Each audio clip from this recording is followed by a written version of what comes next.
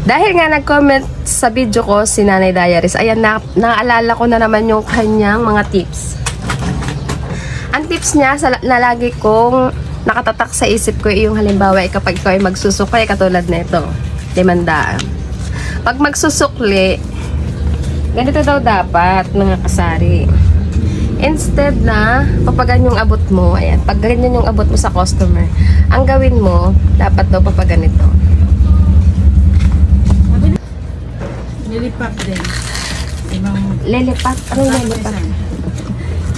Yung maming ito, lilipap daw. Lollipop! Anong lilipap? Lilipad? Ayan. 2, 3. Sige, 2, 3. Tapos dito piso? Oo. 2 piso. 2 piso. Wait lang, mamaya maanuhin. Hindi ko pa nabig-compute. Ano pa? Tapos juice na Nestea. Apple lang. Apple lang ano? Wala, out of stock kahit saan eh. 29. Ano? Ano din? Apple. Bakit pangit?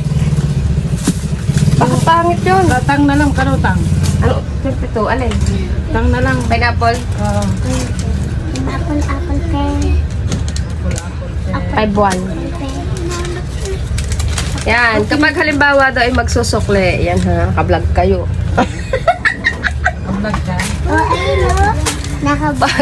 Pag magsusukli, dapat daw hindi ganyan. Dapat ganito daw. Ganyan, nakatope sa akin para akin pa rin yung ewan ko.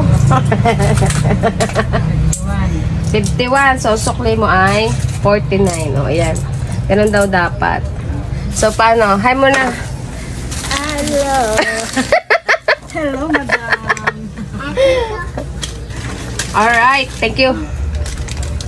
Yun na nga, kapag daw halimbawa ay magsusukli, ganito daw. Kasi para hindi laging sapat palabas yung pera. So, kailangan ay pag magsusukli ganyan or magbabayad, magbibigay, lahat. Yun, yung akin laging tumatatak sa isip ko. Yun.